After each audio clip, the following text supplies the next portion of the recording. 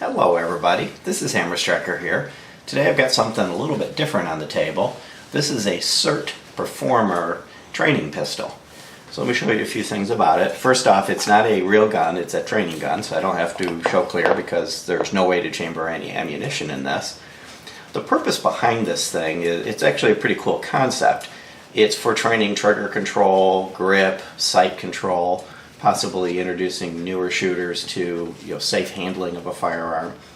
It's about a Glock 17 size. It's got the basic ergonomics of a Glock 17. It's even got a Picatinny rail. So it gives you the feel of a full-size pistol. And it has a fully adjustable trigger. You can adjust all of the characteristics of the trigger from the take-up, the weight, the engagement points, over travel, a number of different features simply by pulling the slide off it and using a tool like a hex wrench to adjust some cams. It also has two lasers. One laser, as you bring the trigger down, aim it, once you start to take up the tension on the trigger, the first laser comes on. This laser would not be anywhere near the bullseye, it would be off center of the bullseye, and its purpose is target tracking of the gun as you're pulling the trigger. So if you're pulling the trigger and you jerk the gun as you pull it, you'll see this laser bounce around. The second laser comes on when you actually break the sear, and that would theoretically be right on the bullseye and could be used to tell if you're on target. And there's some software available that you can use that will track one or both of these lasers so that you can do some automated tracking of whether you're hitting your target as you're supposed to. And there's a switch on here that allows you to turn off that first stage laser. It's right here. It's kind of difficult to get to. You'd reach in there with a pick or something like that and flick it one way or the other to enable or disable that first take-up laser. The other thing that it has is it has interchangeable weighted mags. So the mag is roughly the weight of a loaded Glock 17 magazine, and it works like a Glock 17. So that from a training perspective, it's actually, the concept is a pretty good tool for that. It's even got Glock style sights. Now we can move into some of the problems we had with it, and one of the things you can probably see right there is that the sight is quite crooked. The slide is actually warped, and the slide is off center and crooked. So with that warped slide resulting in that canted sight, at first I was going to just ignore that. It's not a real gun, you're not actually trying to use it for targeting, until we were messing around with it and we saw one of us was actually canting the pistol a little bit when we held it to correct that sight picture. And that was a real showstopper moment, because if you're canting the gun to correct the sight picture, and this is a training tool, then you're effectively training improper technique as a result of that. So that was a real problem. So I contacted them to talk to them about that, and customer service with the company was kind of a dichotomy. It was very difficult to get in touch with them. It took 2 days of repeated calls, and no matter what option I picked, it would go to, it seemed like, the same person's voicemail. But anytime I was actually successful in getting a hold of them, they were exceptionally friendly, exceptionally cooperative, very happy to do what it took to fix the issue. So it was very irritating trying to get in touch with them, but it's hard to stay mad when you do get in touch with them, and they're very forthcoming.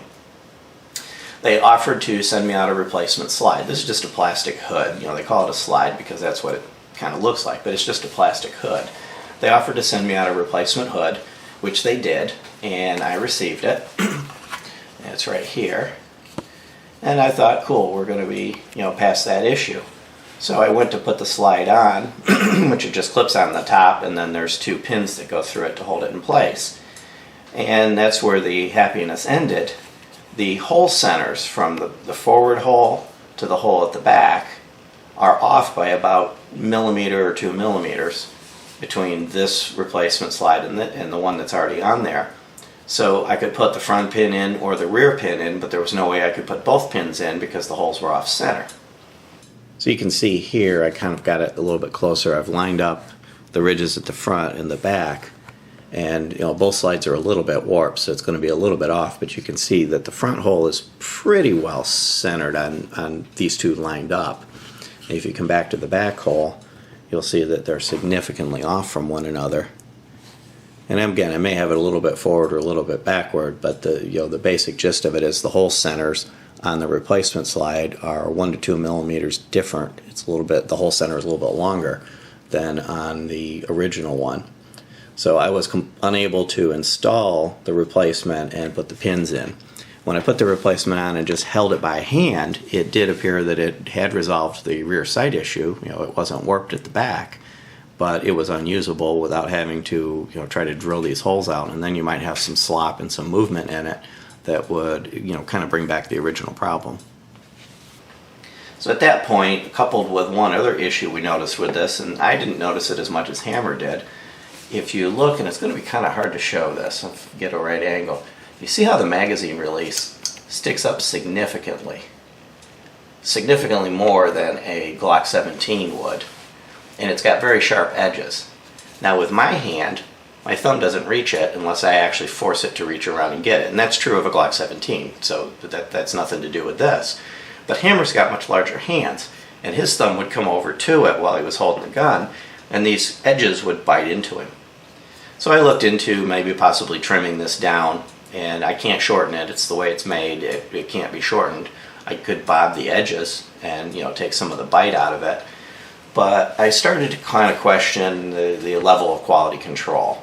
When you've got something like that, you've got this initial issue with the slide, the replacement being out of spec as well, starts to make me wonder about the internal components and how well are they in spec overall. So I went through the phone game again for a second, painful experience of trying to get in touch to them. And when I finally was able to get in touch with them, I told them I basically just wanted to return it.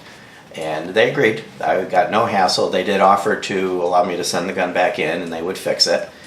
But when I said that I was pretty much at the point that I wanted to return it, they gave me no hassle whatsoever. So what I've got in my hand is actually a very cool concept. And for the purpose intended, if some of these quality control issues weren't there, it actually would probably work quite well. And you may not find the issue, for example, with the sights. Maybe you're going to use it solely for instructing new shooters on proper handling techniques. Or maybe all you're going to use it for is trigger control. In that case, you might be fine. But I just wanted to let you guys know that there may be some quality control issues. It may be hit or miss as far as what you get when you order one of these. So take that into account. So there you go. This is the SIRT Performer. It does come in a Pro model, which has a steel slide. Presumably, I guess with the steel slide, since that would be a steel casting, you may have a little bit more dimensional accuracy. The slides are all in varying different, noticeable colors, such as red, blue, purple, pink. It's very obvious that this is not a real gun, which is a good thing. And overall, if you wish the quality control was a little bit better, because I think this is something that could actually be quite useful. But as soon as we finish up this video, it's going to be packed up in the box with the RMA paperwork, and it's going to go back to them, and I'll look for some other training tool of this nature, and hopefully have a little bit better luck. If you like our videos, please give us a thumbs up, share, subscribe. Have a great day. Thank you.